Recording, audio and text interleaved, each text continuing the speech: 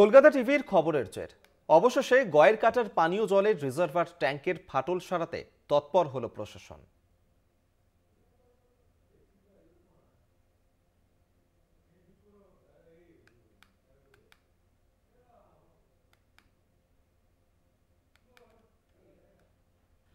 বিপজ্জনক অবস্থায় ছিল জলপাইগুড়ির গয়ের কাটার পানীয় জলের রিজার্ভার ট্যাঙ্ক।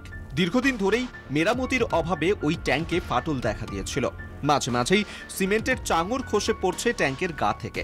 যে কোনো দিন যে কোনো সময় হুড়মুড়িয়ে ভেঙে পড়ার আশঙ্কা তৈরি হয়েছিল। এলাকাবাসীদের অভিযোগের ভিত্তিতে সেই ভগ্নপ্রায় ট্যাঙ্কের ছবি প্রথম প্রকাশ্যে এনেছিল কলকাতা টিভি।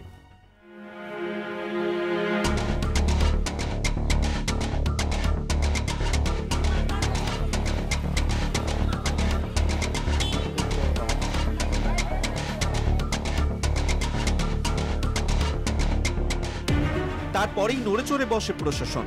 তড়িঘড়ি জনস্বাস্থ্য কারিগরি দফতরের থেকে পরিদর্শন করে বিপজ্জনক ঘোষণা করা হয়। জল তোলা সেখানে বন্ধ করা হয়। খবর দেওয়া হয় বিশেষজ্ঞদের। কলকাতা থেকে কারা আসছে? ওই ইঞ্জিনিয়ারদের কথা মতোই কাজ হচ্ছে। তো ভালো ছিল, তখন তখন অ্যাক্সিডেন্ট হতে পারে, আতঙ্কে থাকতেন।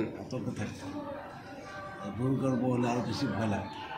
যাদবপুর থেকে ইঞ্জিনিয়ারদের একটি বিশেষ দল এসে পরিদর্শন করে ইতিমধ্যেই শুরু হয়ে গেছে ট্যাঙ্কের মেরামতির কাজ। 3 মাসের মধ্যে কাজ সম্পূর্ণ হবে বলেই জানিয়েছেন মেরামতির কাজে নিযুক্ত শ্রমিকরা। যাদবপুর থেকে ইঞ্জিনিয়ার আসবে, এখন আমাদের আনলি ভাড়া হবে।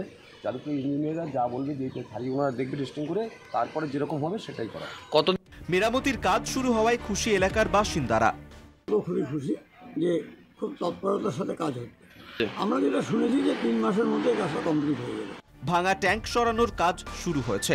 আতঙ্ক কেটেছে এলাকাবাসীদের। গয়েরকাটা থেকে শুভজিৎ দেবনাথের রিপোর্ট, কলকাতা টিভি।